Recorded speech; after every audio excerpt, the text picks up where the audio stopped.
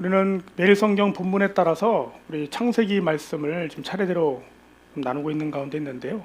지난주 우리가 나눴던 말씀, 너무나 유명한 이야기, 노아의 홍수의 이야기 함께 나눴습니다. 죄로 가득한 이 세상, 모든 생각이 악할 뿐이었던 그 세상 속에서 하나님과 동행하면서 하나님께 그 구원의 놀라운 은혜를 입었던 노아와 또 그 대홍수의 심판 이야기를 함께 나눴는데요. 홍수가 끝난 뒤에요, 세상이 많이 변했습니다. 처음에 하나님께서 창조하셨던 이 땅의 모습도 과거와는 확연히 달라졌습니다. 물론 우리는 처음 하나님이 이 세상을 만드셨을 때 어떤 모습으로, 어떤 시스템으로 어떻게 완벽하게 만드셨는지 짐작도 할 수 없지만 성경을 읽어보면 뭔가 홍수 이후에 큰 변화가 있었던 건 사실인가 보다라는 생각을 할 수밖에 없어요. 왜냐하면 노아의 홍수 이전의 사람들은요, 아무리 못 살아도 800년은 살았습니다. 지금은 무슨 진짜 그 영화 같은 이야기죠.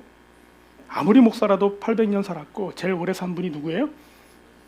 그렇죠. 우드셀라 969세를 살았다고 성경에 기록되어 있는데, 노아의 홍수가 일어난 직후에 성경을 보면은요, 그 성경에 나오는 인물들의 수명이 급격히 줄어들고 있다는 걸 확인할 수 있습니다. 뭔가 자연이 변한 거예요. 사람 살기에 더 어려워진 것입니다. 그러니 그 엄청난 경험을 하고 그 엄청난 변화를 직접 몸소 겪고 유일하게 구사일생으로 살아난 노아와 그의 가족들, 그 일들을 잊을 수 있을까요? 절대 잊을 수 없을 겁니다. 좋은 말로 하면 추억이었을 테고, 또 충격으로 따지면 트라우마 정도는 됐을 겁니다. 얼마나 두려웠겠어요. 물 위에 떠 있었을 때. 또 그 와중에 구원을 받았으니 또한 간증이기도 했을 겁니다. 이제부터는요, 이 땅의 역사는 과거에 죄로 가득했던 그 수많은 죄인들이 써가는 역사가 아니라 이처럼 뼈에 새겨질 정도로 하나님의 심판과 죄의 무서움과 그리고 하나님의 은혜를 경험한 노아의 가족들에 의해서 새로 쓰여지기 시작했습니다. 그러면 이들이 써가는 인류의 역사는 과연 은혜로울까요? 안타깝게도요, 그렇지가 않습니다. 진짜 얼마 지나지 않아 그들 역시도 죄로 역사를 써가기 시작합니다. 홍수의 심판을 경험한 노아의 후손들은요, 그 심판을 기억하면서 우리 앞으로 하나님 앞에 심판받을 만한 죄 지으면 안 되겠다, 그러니까 하나님과 동행하며 살자라는 결론에 이른 것이 아니라, 혹시 또 심판이 올 수도 있으니 우리 그날을 대비하자. 그래서 높은 탑을 쌓자. 아무리 이 땅이 물로 가득 차도 그거보다 높이 쌓으면 될 거 아니냐. 몇 층일지 모르겠으나 할 수 있는 한 최선을 다해보자. 그래서 쌓은 탑의 이름이 뭐예요? 바벨탑이라고 성경에 기록되어 있죠. 하나님께서요, 노아의 홍수 직후에 약속하셨습니다. 물로는 다시는 심판하지 않으시겠다고요. 그런데 이 사람들은요, 물이 또 올 수도 있다는 마음으로 바벨탑을 지었답니다. 그러니까 애초에 하나님의 말씀을요, 믿지를 않아요. 하나님 또 하겠지. 그리고 또 그들 마음속에 우리가 하나님 앞에 심판받을 만한 짓을 안 하면 되지 않냐라는 그런 마음이었다면 심판이 올 것을 걱정하지도 않았을 겁니다. 근데 왜 심판이 올 것을 걱정해요? 이미 그 마음속에 뭐 하고 싶어요? 그렇습니다. 죄 가운데 살고 싶은 욕구가 가득 담겨 있는 것입니다. 그런데 이것이요, 안타깝게도 이 성경 속에 기록되어 있는 이 당시 이 사람들만의 이야기가 아니라 오늘날을 살아가는 우리들의 마음이기도 합니다. 우리가 신앙생활 하면서도요, 우리 마음속에서 그런 생각들이 정말 불쑥불쑥 얼마나 자주 튀어나오는지. 그래서 성경에 바울조차도 오호라 나는 공고한 사람이로다, 이 사망의 몸에서 누가 나를 건져낼까 한탄할 정도로 우리들의 인간의 역사라고 하는 것, 우리가 하루하루 써내려가는 역사라고 하는 건 어쩌면 순종의 역사보다 불순종의 역사가 훨씬 더 많은 것 같습니다. 그래서 사람들이요, 대동단결해서 그런 건 또 대동단결이 잘 돼요. 바벨탑을 쌓자, 마음껏 살고 심판을 피하자. 제가 성경에서 가장 싫어하는 장면입니다. 성경에서 진짜 싫어해요. 이 바벨탑 때문에 어떤 일이 벌어졌습니까? 인류의 언어가 나눠졌잖아요. 제가 제일 싫어합니다. 제 치명적인 약점이 영어인데 하나님이 수많은 달란트를 주셨는데 영어는 안 주셨어요. 아예 장애가 아무리 공부해도 늘지도 않고. 만약 하나님이 영어도 저에게 허락하셨다면 미국에 가 있을 건데. 근데 하나님 주시지 않았습니다. 아마 내포에 개척하라고 안 주셨나 봐요. 안타깝게도 그렇게 하나님께서 그 언어를 흩어주심으로 말미암아 그것이 심판 같지만은요, 일종의 하나님의 도움이십니다. 하나님의 도우심이에요. 더 큰 죄를 짓지 않도록 하나님이 나눠주신 겁니다. 힘을 줄여주셨어요. 사랑하는 성도 여러분, 죄의 결과의 무서움, 또한 하나님의 심판의 무서움, 그리고 그 가운데 구원받은 하나님의 놀라운 은혜의 감격은 사실 이처럼 아무나 경험할 수 있는 건 아닙니다. 내가 언제라도 하나님 만날 수 있고 내가 언제라도 교회 나가려고만 마음먹으면 할 수 있는 것처럼 느껴지지만, 또 우리나라는 유난히도 교회가 많고 목사가 천지라. 근데 여러분, 지금 목회자가 자꾸 줄고 있어요. 걱정이에요. 우리 다음 세대 목회자가 없어요. 우리 세대 목회자들이 엄청 고민하고 있어요. 진짜로. 우리 앞 세대는 은퇴를 안 하셔서 문제라면 또 방송으로 또 어떤 목사님 듣고 전화하시려나 그러는데, 은퇴 안 하시는 게 문제가 돼가지고 성도님들이 마음이 아팠다면, 우리 세대는 있잖아요. 은퇴하고 싶어도 은퇴 못할까 봐 걱정이에요. 우리 사실 은퇴 엄청 빨리 하고 싶거든요. 근데 다음 세대가 없습니다. 이 얘기를 왜 갑자기 나왔나 모르겠네. 우리 나라의 상황이 그래요. 우리는 예수 믿는다고 해서 핍박받는 나라도 아니고요. 교회 나간다고 해서 막 진짜 어마무시무시한 어떤 희생을 치러야 되는 나라가 아닙니다. 얼마든지 교회 나갈 수 있는 그런 나라입니다. 복받은 나라입니다. 그런데 그러다 보니까요, 복이 복인 줄을 잘 몰라요. 하나님의 은혜를 쉬 여깁니다. 근데 그렇지 않습니다, 여러분. 하나님의 은혜를 누릴 수 있는 지금 이 순간이 우리들에게 큰 복이라는 사실, 여러분 잊으시면 안 됩니다. 물론 내 삶에 문제가 있거나 또는 아픔이 있거나 고난이 있을 때 그제서 하나님을 붙잡고 간절히 기도하기도 합니다. 그래서 영화에 보면 그런 우스개 장면들이 종종 나오잖아요. 세상 신앙생활과 전혀 상관없는 주인공이 어떤 큰 위기에 봉착하면 자기가 알고 있는 신이란 이름은 다 불러대면서 그 중에 하나만 걸려봐라 이러면서 부처님, 뭐 예수님, 하나님, 뭐 천주님, 비슷한 거 다 막 섞여 있는데 막 그러면서 하는 모습을 볼 수 있는데, 사실 우리의 마음도 사실 그렇습니다. 평상시에 우리 하나님이 주신 은혜를 잘 잊어먹고 살다가 이런 어려움과 아픔이 닥쳤을 때 비로소 하나님 찾을 때가 많죠. 실제로 그런 고난의 현장 속에서 지푸라기라도 잡는 심정으로 하나님께 나아갔다가 감사하게도 하나님을 만나고 그 은혜를 경험하는 그런 성도들도 꽤 많이 있습니다. 주변을 살펴보고 여러분들의 예수님 믿게 된 경위나 간증들을 듣다 보면 그런 경우가 꽤 되죠. 그래서 어떤 분들은 이렇게 이야기하기도 합니다. 내가 예수 믿기 전에는 잘 몰랐는데 내가 사실은 어디가 아파서 교회 나왔는데, 아니면 사업이 어려움이 있어서 교회, 가정에 문제가 있어서 교회 나왔는데, 근데 그렇게 하면서 하나님 만나고 보니 그 어려움이 하나님이 나에게 주신 은혜였구나, 하나님 만나게 하시려고 하셨던 하나님의 선물 같은 것이었구나 라고 남들은 이해하기 힘든 그런 간증을 하기도 하죠. 그런데 그 반대도 있습니다. 자신이 해왔던 신앙생활의 경륜이 어느 순간 쌓여서 바벨탑처럼 쌓여서 신앙생활에 그것이 일종의 교만함으로 드러나기도 하고 또는 장애물이 되기도 합니다. 이런 경우에요. 성도님, 우리 기도 열심히 같이 하시면 어떻겠습니까? 옛날에 내가 많이 했어요. 옛날에 내가 젊었을 때는요, 기도는 둘째 가려면 서러울 정도로 내가 새벽 막 그러니까요. 그때 그렇게 하셨는데 같이 하시죠. 그냥 옛날에는 아는 거예요. 오히려 그 젊어서 또는 신앙의 열정이 있을 때 했던 그 경험이 본인의 신앙생활에 장애가 되는 경우도 저는 많이 보았습니다. 되게 안타까워요. 노아와 그의 가족들이 써내려간 그 안타까운 인류의 역사는 사실 그들만의 어리석은 역사가 아니었습니다. 지금도 여전히 모습과 모양만 다를 뿐 반복되고 있는 우리들의 어리석음이기도 합니다. 그러므로 사랑하는 성도 여러분, 저와 여러분들의 삶은요, 부디 바벨탑의 역사가 아니라 하나님과 동행하며 은혜를 누렸던 에녹과 또 노아, 그리고 오늘 말씀의 주인공인 아브라함의 인생과 같기를 주님의 이름으로 축원합니다.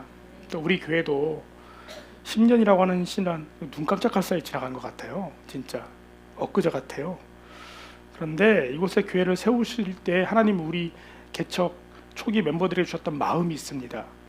저 역시도 성도들이 행복한 교회, 건강한 교회, 정직한 교회, 정말 성경에 있는 대로 한번 해보는 교회, 교회가 규모가 커지든 작든 상관없이 정말 그 안에서 우리끼리 바르게 한번 해보는 교회.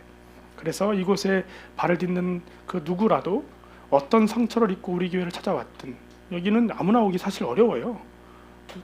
교회 위치가. 그럼에도 불구하고 이곳까지 찾아온 그 성도의 심령이 정말 우리 먼저 된 자들의 헌신과 섬김으로 위로받고 치료가 되기를, 잘 자라나기를 막 그런 마음으로 교회를 세웠거든요. 그게 끝까지 변하지 않고 그런 공동체로 서 나가기를 주님의 이름으로 간절히 바랍니다. 함께 기도해 주시기를 바라요. 오늘 말씀의 주인공은 아브라함입니다. 너무 유명해서 여러분 다 아는 사람인데요. 오늘 본문 12장 1절에 아브라함의 이야기는요, 이렇게 시작합니다. 여호와께서 아브라함에게 이르시되 너는 고향과 친척과 아버지의 집을 떠나 내가 내게 보여줄 땅으로 가라. 죄로 가득한 세상 속에서요, 하나님이 노아를 부르시듯 아브라함을 택하여 부르시는 장면입니다. 그런데 아브라함은요, 하나님을 잘 모르는 사람이었어요. 그가 세상으로 말하면 그는 하나님과 가장 멀리 떨어져 있는 곳에서 가장 금수저답게 큰 사람입니다. 그의 아버지 데라는 우상을 깎아 만들어 팔던 그런 우상 숭배 상인의 집이었고, 그렇게 자리 잡아 있는 가정에서 자란 우상 숭배의 한 복판에서 우상 숭배를 통해서 부유해진 그런 가정에서 태어난 사람입니다. 궁핍한 삶을 살지도 않았던 것 같습니다. 오히려 풍요로운 삶을 살고 있었던 것 같아요. 그는 하나님을 몰랐고 관심도 없었습니다. 그런데 그런 사람을 하나님이 부르신 거예요. 그리고 말씀합니다. 너의 고향과 친척과 아버지 집을 떠나 내게 보여줄 땅으로 가라. 쉽게 말해서요, 네가 지금 누리고 있는 모든 기반, 모든 능력, 힘 다 버리고 내가 가라고 하는 대로 가라고 부르신 겁니다. 모든 걸 포기하라는 거예요. 그를 지금껏 먹여 살려준 것도 우상이었고 그의 삶의 터전도 그것이었습니다. 근데 다 버리고 가라는 거예요. 어딘지도 모르는 곳으로 가라는 거예요. 그러면요, 아브라함의 입장에서 아브라함을 불러주신 하나님, 정말 좋은 부르심이었을까요? 야, 하나님이 나를 불러주시다니, 이런 은혜가, 이런 횡재가, 하나님이 나를 택해 주셨어? 야, 이거 할렐루야, 이런 마음이었을까요? 아니면 이게 진짜 좋은 건가? 왜 나를, 이거 찍힌 거 아니야? 이런 마음이었을까? 정말 복된 것이었을까? 기분 좋은 일이었을까? 한번 여러분이 입장을 바꿔놓고 한번 생각해 보세요. 입장을 바꿔놓으면 이해가 빠릅니다. 지금 이 자리에 계신 우리 모두는요, 하나님이 택하여 불러주신 하나님의 자녀들입니다. 그죠? 지금까지 여러분들의 신앙생활을 뒤돌아볼 때 하나님이 여러분들을 불러주신 것이, 그러니까 신앙생활로 이끄신 것이 여러분들에게 정말 복이 된 것 같아요? 그거 봐요. 아멘이 이렇게 자신감이 없잖아요. 맨자는 들리지도 않고 아자도 개미만. 물론 하나님이 나를 하나님의 자녀로 불러주신 것이 너무나 감사합니다, 이렇게 생각한다면 참 다행입니다. 또 그렇게 생각하는 분들이 거의 대다수일 것이 분명합니다. 물론 용기가 안 나서 우리 홍성원 용기가 대답 잘 안 하거든요. 대전도 그러잖아요. 대전 그런데요, 홍성원요 비교가 안 됩니다, 여러분. 레벨이 끝판왕이에요. 답답해서 죽겠어요. 제가 답답해서 설교하다가. 대전에서는 이 정도는 아니었거든요. 대전들 선학교 성도님들은 안 그래. 찬양할 때 막 손들고 찬양하고요. 엉덩이도 실룩실룩거리면서 찬양하신다고요. 막 그런 데서 찬양하는데 세상 양반인지라 뭐 물어보면 목사님은 물어보세요. 나는 관심 없습니다. 본인들끼리는 앞에서 그렇게 재밌게 얘기하시면서 예배 시간에 참 희한한 동네예요. 우리 동네. 그러니까 나를 택하여 불러주신 하나님 감사합니다 하실 수 있는 분들도 많이 있지만 때로는요, 하나님 왜 나를 부르셨어요? 라고 반문하는 일도 우리 인생 가운데 많이 있습니다. 그런 사람 한 사람 소개해 드리려고 그래요. 주인공은요, 23살 먹은 여대생입니다. 잘 웃고 사람들과 어울리기 좋아하는 그런 평범한 여대생입니다. 대학교 4학년이 돼서 하고 싶은 공부가 생겨서 평소보다 유난히도 열심히 공부하려고 학원회를 다녔답니다. 여름이 한창일 무렵에 왠지 내년이면은 자기도 대학원에 가야 하고 또 오빠도 회사 다녀야 되니까 가족들과 여행할 시간이 없을 것 같아서 여행 가자고 막 졸랐답니다. 그래서 가족여행을 무사히 잘 마치고 돌아왔답니다. 마음속에 더 이상 행복할 수 없을 정도로 완벽한 가족여행이었답니다. 여행을 마치고 다음날 여느 때와 다름없이 교회에 가서 예배를 드리고 곧 닥쳐올 시험 준비하느라고 오빠와 함께 도서관에 갔답니다. 그런데 그 도서관으로 간 그 길이 그녀의 인생을 송두리째 바꿔놓을 것이라고는 상상도 하지 못했답니다. 사람이 참 신기하죠. 그날따라 기분이 좀 이상했답니다. 학교에서도 공부가 잘 안 돼서, 학원에서도 공부가 잘 안 돼서 그냥 10시쯤 돼서 10시까지나 공부해놓고 뭘 또 얼마나 더 한다 밤 10시쯤 돼서 그냥 나왔답니다. 아마 더 늦게까지 공부했었나 봐요. 오빠가 데리러 왔답니다. 그래서 오빠와 함께 가던 길에 신호대기에 서 있었는데 그 뒤를 만취한 음주운전자가 들이받았답니다. 그 순간 차에 불이 나버렸답니다. 가까스로 빠져나온 오빠가 뒤늦게 동생을 꺼냈는데 그녀의 몸에는 절반 이상이 3도 중화상을 입었답니다. 의사들은 그녀가 살지 못할 거라고 말했답니다. 설사 살게 되더라도 그건 사람 사는 게 아닐 거라고 경고했답니다. 근데 기도의 응답이었을까? 아니면 그것이 저주였을까? 구사일생으로 목숨을 건진 그녀는 그 뒤에 이어질 지옥 같은 날들을 보냈답니다. 너무나 아프고 너무나 고통스럽고 거울을 도무지 볼 수 없는 자신의 그 추악한 모습에 그 하나님 앞에 엉엉 울면서 이렇게 기도했답니다. 하나님, 나를 왜 살려주셨어요? 어떻게 하시려고요? 제가 뭘 잘못했나요? 하나님 전지전능하시다면서요. 근데 이게 뭐예요? 왜 나에게 이런 일이 일어난 것일까?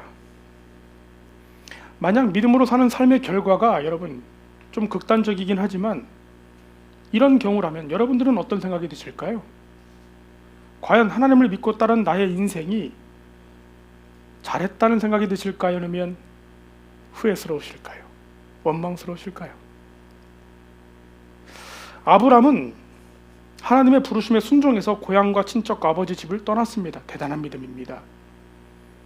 그가 이미 누리고 있었던 많은 것을 버리고 하나님의 부르심에 순종한 것입니다. 그가 기대했던 하나님의 은혜라고 하는 건 어떤 거였을까요? 내가 지금 누리고 있는 이것도 사실 되게 풍성하고 좋은데 하나님이 나를 글로 보내셔서 가면 엄청 복을 주신다 그랬고 하늘의 별과 같은 자녀를 나에게 주신다 그랬으니 그래, 자식이 없는 아브람 입장에서 하나님을 믿고 가면 이보다 훨씬 더 좋은 삶을 살겠지 하는 마음으로 순종했을 겁니다. 또 하나님께서 이렇게 약속하셨어요. 내가 너로 큰 민족을 이루고 내게 복을 주어 내 이름을 창대케 하리니 너는 복이 될지라. 이게 얼마나 큰 축복이냐면요, 그냥 내가 너에게 복을 줄게가 아니라 너의 존재 자체가 복이 되게 해줄 거야 라는 그런 약속입니다. 그래서 아브라함이 축복하면 하나님도 축복할 것이고 아브라함이 저주하면 나도 저주할 거야. 너는 마치 내가 된 듯 하나님이 내가 주는 은혜를 누리게 될 거야. 그리고 아이도 낳게 될 거야. 약속하셨습니다. 그 약속을 믿고 자리를 박차고 떠난 겁니다. 그런데 그가 순종했던 그 걸음, 하나님의 부르심, 그가 기대했던 것, 정말 그가 누렸을까요? 놀랍게도 그렇지 않았습니다. 하나님이 가라고 하셨던 그 가나안이라고 하는 곳은요, 그가 본래 살던 그 땅보다도 훨씬 더 좋은 곳이 아니었습니다. 훨씬 더 척박한 곳이었습니다. 또 그곳에 사는 사람들, 지금 살고 있는 지역보다 훨씬 더 죄로 가득한 사람들이었습니다. 아주 못된 사람들이었어요. 그 가나안에 그 당시 가장 대표적인 도시 두 개가 있습니다. 여러분 잘 아는 도시입니다. 소돔과 고모라입니다. 그러니 그들의 삶의 방식이 어떠했는지 짐작이 되실 겁니다. 그러니까요, 하나님께서 가라고 하셨던 그 땅은요, 진짜 좋은 곳이 아니었어요. 되게 어려운 곳이었어요. 게다가 그 땅에 사는 사람들은요, 이방인들에게 결코 친절하지 않은 사람들이었습니다. 하지만 아브라함과 그의 가족은 그들에게 이방인에 불과하죠. 외부인이죠. 그래서 그 가족은요, 약속의 땅에서 편하게 정착하며 살지 못했습니다. 오늘 본문의 맨 마지막에 뭐라고 표현되어 있냐면 점점 남방으로 옮겨갔대요. 먹고 사는 게 힘들고 사람들에게 치이고 미움받고 그러니까 저쪽에서 저쪽에서 이렇게 왔는데 점점 남방으로 가다가 어디까지 쫓겨나냐면 애굽까지 갈 데가 없어서 애굽에 갔다가 바로 왕이 자신이 아름다운 그 아내를 빼앗길까 봐 뭐라고 속이잖아요. 내 누이다 속이. 그 일이 그렇게 내려가다가 일어난 일입니다. 그러면 그의 생활이 좋아졌을까요? 그렇지가 않아요. 그가 집을 떠난 뒤에서 줄곧 살아왔던 그의 집의 형태는요, 텐트입니다. 텐트 치고 사는 거예요. 요즘에야 무슨 차박이네 캠핑족이네, 그것이 무슨 로망 있는 어떤 삶처럼 우리가 유튜브를 하는데 보면 보이지만요, 실상은 그렇지 않은 거예요. 그런 거를 멍멍이 고생이라 그러는 거예요. 그죠? 멍멍이 고생이에요. 무슨 짓입니까 그게. 집도 절도 없이. 큰 민족을 이루어주시겠다고 약속하셨는데 큰 민족은 고사하고, 그가 부르심을 받았던 나이가 75세여서 이미 늙어서 지금 당장이라도 애를 낳아도 날까 말까한 나이에 사례가 경수가 끊어지기까지 그 약속은 지켜지지 않았습니다. 심지어 주변 국가들의 전쟁으로 하필 간 곳이 전쟁이 일어나서 조카 롯의 가족이 붙잡혀 가기도 합니다. 이 무슨 일입니까 이게? 하나님을 믿고 길을 나선 아브라함, 그 잘한 겁니까 그거? 정말 그의 부르심은 복된 것이었을까요? 하나님을 믿는 믿음 훌륭한 겁니까? 이거 잘못 걸린 거 아닙니까? 그러나 성경은 우리에게 이렇게 말하고 있는 거예요. 그 부르심이 복되다고요. 하나님이 우리를 불러주심은 복된 것이라고 성경은 우리에게 이야기합니다. 또 아브라함의 일생의 결과를 보면 우리는 그것이 복된 것이었음을 알 수 있습니다. 하나님을 믿어볼 수 있는 기회가 주어졌다는 것, 대단히 큰 은혜였음을 알 수 있습니다. 왜냐하면 하나님이 살아갈 우리들의 삶의 현장은 믿음이 필요한 자리이기 때문에 그렇습니다. 뭐라고요? 우리가 살아갈 현장이요, 믿음이 필요한 현장이기 때문에 그래요. 아브라함이 하나님을 믿는 그 믿음 없이 만약 살았다면요, 그는 언제라도 죄의 자리로 돌아갔을 것입니다.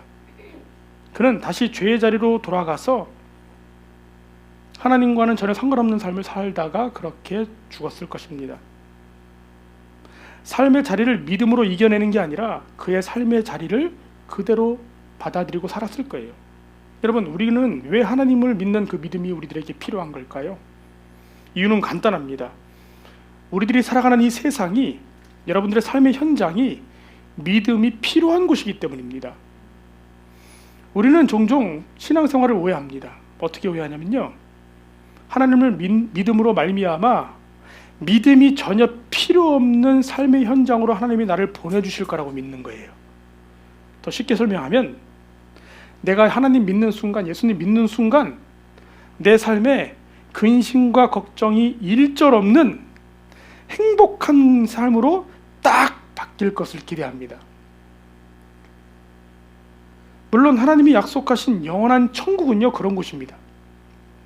그것은 말 그대로 우리가 믿음으로 기다려왔던 걸 현실이 되는 것으로 경험하는 날입니다. 그곳엔 정말 더 이상 믿음이 필요 없어요. 믿음대로 믿었던 걸 누리면 돼요. 근데 지금은 아닙니다. 우리가 살아가는 지금 현재는 그렇지 않아요. 지금은 그 무엇보다 믿음이 절실히 필요한 것입니다. 믿음이 없으면 살아갈 수 없습니다. 그건 하나님을 믿는, 예수님을 믿는 우리 말고도 모든 사람들이 다 믿음이 없으면 살 수 없습니다. 그래서 어떤 이들은요, 돈을 믿습니다. 돈이 나를 지켜줄 거라고 믿습니다. 살아갈 힘이 돈으로부터 나온다고 믿어요. 그런 사람들은 그 믿음을 가지고 끊임없이 돈을 사모하며 살죠. 그의 믿음은 돈에 있습니다. 또 어떤 사람들은요, 자신이 가지고 있는 능력이나 재능에 믿음을 걸죠. 그것으로 이 세상을 살아갈 수 있을 거라고 믿습니다. 그래서 그렇게 삽니다. 안타깝게도 이 세상에는요, 믿음 없이 살아가는 사람은 없습니다. 아무것도 믿지 않는 사람은 우린 뭐라 그래요? 무신론자 이렇게 부르잖아요. 근데 사실은요, 무신론자들도 뭔가를 믿습니다. 뭘 믿어요? 자기 자신을 믿습니다. 농사를 짓든 직장 생활을 하든 사업을 하든 무엇이든 이 땅에 사는 모든 사람들은요, 살기 위해서 뭔가 일을 합니다. 왜 일을 할까요? 일을 해야만 먹고 살 수 있다고 믿기 때문입니다. 그런데 하나님은요, 우리를 택하셔서 그 많은 믿을 거리들 중에 누구를 믿게 하셨냐면 하나님을 믿게 하시는 겁니다. 그리고 하나님이 이 세상을 살아갈 힘이 되어 주시겠다고 약속하시고 그렇게 인도하시는 겁니다. 그 무엇과도 바꿀 수 없는 그것들, 하나님 이외의 나머지 것들이 우리에게 준다 약속하는 것과는 비교할 수 없는 것을, 그리고 그들이 약속하고도 지키지 않는 것을 자신의 이름을 걸고 지키겠다며 우리에게 주시는 겁니다. 그 믿음을요. 왜요? 우리가 살아갈 현장이 그러한 믿음 없이는 살아갈 수 없는 현장이기 때문입니다. 그 믿음 중에 하나님을 믿는 믿음만이 가장 확실하다고 성경은 우리에게 이야기해주고 있는 것입니다. 그러니 여러분들은 현장은 어떻습니까? 여러분들은 다 각자의 현장에 살고 있잖아요. 여러분들의 가정 어떻습니까? 한없이 행복합니까? 부부, 얼마 전 부부의 날이었는데 부부 눈만 마주쳐서 막 꿀이 떨어집니까? 평생? 그래요? 여러분 그런 분도 있습니다, 여러분. 얼마나 행복하세요? 저는 안 그래요.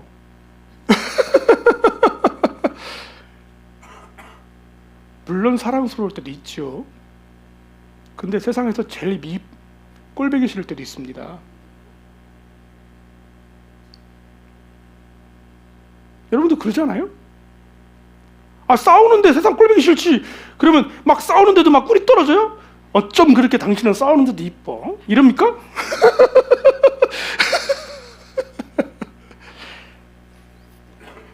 여러분들의 자녀들은 마냥 사랑스럽습니까? 사랑스럽지만 또 때로는 짐이 되기도 하잖아요. 여러분들의 직장 그저 행복합니까? 천직이에요? 하나님이 부르셔서 이 자리에 서 있는 목사인 저도 천직으로 삼고 있는 이 사명의 자리가 마냥 행복하지만은 않습니다, 여러분. 여러분들이 살아가는 모든 삶의 터전을 한번 보세요. 만약 지금까지 살아온 여러분들의 삶의 현장에 하나님을 믿는 믿음이 없었다면 그 현장은 어떻게 되었을까요? 또 앞으로 살아갈 우리들의 현장에 하나님이 지켜주신다, 하나님이 내 삶의 현장의 주인이다, 나를 이끌어 주신다라고 하는 그 믿음이 없었다면 과연 그 현장은 어떤 모습이 됐을까요? 저는 저의 인생을 돌아보면요, 한마디로 이렇게 됐을 것 같아요. 작살났을 것 같아요.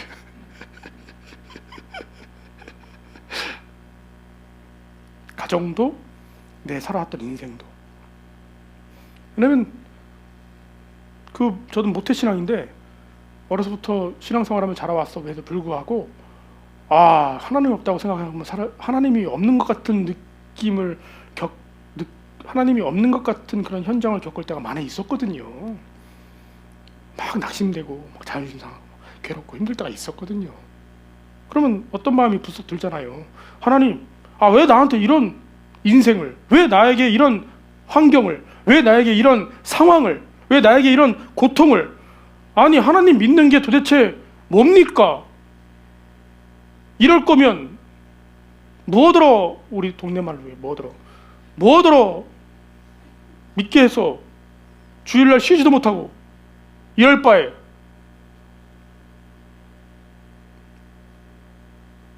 그랬을 것 같은 거예요. 그런데 그런 불평과 불만 속에서도 하나님이 계시고, 그 하나님이 제 삶과 마음을 어루만져 주시고 하나님이 이끌어 주신다라고 하는 그 믿음을 다시 회복시켜 주심으로, 그 무너질 수밖에 없는 상황 속에서 제 대신 화관으로 바꿔주시는 은혜를 누리고 사는 것입니다. 우리들의 삶의 현장은 이처럼 믿음이 필요한 현장입니다. 그리고 그 믿음을 하나님이 우리에게 주시는 거예요. 바라기는 지금 그리고 앞으로의 여러분들의 삶의 현장을 하나님을 믿는 믿음으로 그렇게 살아가는 믿음의 현장으로 삼으시기를 주님의 이름으로 축원합니다. 교회도 마찬가지예요. 여러분, 교회 성도님들이 모이면 마냥 행복합니까? 성도님들 보면 막 마냥 즐겁습니까? 때로는요, 교회 안에서 상처를 더 받고 교회 안에서 더 화가 나고 더 낙심할 때가 많이 있는 거 아니겠습니까? 교회도 믿음의 현장입니다, 여러분. 그곳에서 인내를 배우라고, 사랑을 실천하라고, 예수님의 십자가를 경험하라고, 하나님이 나를 사랑하시는 것이 얼마나 큰지를 배우라고, 그걸 배우면 하나님을 향한 감사가 넘치고 진짜로 은혜로운 삶이 되어가거든요. 그걸 배우라고 믿음의 현장을 주시는 겁니다. 앞서 소개했던 그 화상 입은 여인, 왜 납니까? 이건 무슨 저주도 아니고 아예 죽이지, 울부짖었던 그 여인, 아마 아시는 분 아실 텐데요. 지선아 사랑해 라고 하는 책을 쓴 이지선 씨의 이야기입니다. 그녀는 말도 안 되는 고통을 지금도 견뎌내면서 살고 있습니다. 예쁜 여인이었어요. 그죠? 근데 얼굴이 다 망가져 버렸습니다. 그런데 지금은요, 그 고통 속에서도 하나님이 그 고통을 나에게 주신 선물이라고 간증하면서 살고 있습니다. 이분이요. 믿어지십니까? 교수님 되셨죠? 그죠? 누군가가 사고 이전의 삶으로 돌아가고 싶지 않냐 이렇게 물어본 사람이 있답니다. 뭐 물어볼 것도 아닌 걸 물어봤는지 모르겠어요. 그런데 그 질문에 이렇게 대답했대요. 이전의 삶으로 정말 돌아가고 싶지 않습니다. 왜냐면 하나님께서 나를 불러서 이렇게 생각지도 못했던 새로운 삶을 살게 하신 그 하나님을 믿기 때문이라고 고백했습니다. 그 믿음이라면 지금보다 더 악한 상황이 오더라도 그것을 이겨낼 수 있을 거라고 믿었답니다. 그렇다면 과연 이 여인을 이렇게 고통스러운 삶으로부터 이겨낼 수 있는 이 믿음은 어디서 온 걸까요? 사고가 났을 때 목사님이 달려오셨답니다. 저에게 이런 일이 없기를 저는 간절히 바랍니다. 아무리 상상해도 가서 할 말이 없어요. 뭐라고 위로해야 될까? 괜찮다고 해도 말도 안 되는 소리 같고, 하나님의 뜻이 이건 더 말도 안 되는 것 같고 위기입니다. 이런 일이 벌어지면요, 목사는 정말 위기입니다. 말 한마디를 해도 다 자기 무덤 파는 격이 될 수 있어요. 목사가 여러분 진짜 어려워요, 여러분. 성도님들 비유 맞추기 얼마나 어려운지 아십니까, 진짜? 근데 그 당시 그 이지선 씨가 다니던 목사님도 똑같았나 봐요. 아무 말도 못했대요. 아무 말도 하다가 이분 대단히 용기가 있습니다. 한마디 하셨답니다. 어머니에게 그랬답니다. 이때를 위한 믿음이 아닐까요? 그랬답니다. 이때를 위한 믿음. 지금까지 우리가 신앙생활 해온 게 어쩌면 하나님이 이때를 준비하시기 위해서 신앙생활 하게 하는 게 아닐까요? 그런 말씀을 드렸대요. 근데 정말 그렇습니다. 이지선 씨가 하는 말이에요. 10년이 넘게 주님을 믿어왔고 또 열심히 신앙생활을 했던 우리에게 어떻게 이런 일이 생길 수 있나 하고 원망할 것이 아니라, 그간에 내가 신앙생활을 할 수 있었고 하게 하셨던 그 하나님의 그 이끄심이 바로 오늘 일어날 이 날을 믿음으로 이겨낼 수 있도록 낙심하지 포기하지 않도록 하나님이 나에게 주신 선물이었구나라는 것을 깨달았대요. 하나님을 믿는다고 해서 아무런 고난이 없을 것이라고 하신 적이 없습니다. 비가 내리면 누구나 비를 맞듯이 어려움은 누구에게나 생길 수 있습니다. 그러나 믿음을 가지면 누구에게나 닥칠 수 있는 고난을 넉넉히 이기림을 갖게 되는 것 같습니다. 우리 가족이 가진 최대의 재산은 바로 그 믿음이었습니다. 이때를 위한 믿음 말입니다. 이지선 씨의 고백이에요. 여러분, 하나님이 여러분들을 불러 하나님 믿게 하신 그 믿음이요, 그 믿음으로 여러분들의 삶의 현장을 넉넉히 이겨내시기를 주님의 이름으로 축원합니다. 이까짓 거 뭔가 아닙니다. 여러분들의 인생을 살아내게 하시는, 마침내 주님 만나는 그날까지 그 믿음의 반석 위에 굳게 서게 하시는 하나님의 선물인 줄 믿습니다. 그러니 감사하는 마음으로 끝까지 주님 만나는 그날까지 그 믿음 지켜나가며, 또 우리 교회 공동체도 그렇게 지켜나가며, 그렇게 우리 후손들에게 믿음의 본이 되는 조상들로 우뚝 서기를 우리 내포들 사랑교회와 우리 대전들 사랑교회, 또 오늘 방문하신 모든 성도님들에게 동일한 은혜 있기를 주님의 이름으로 축원합니다. 기도하겠습니다.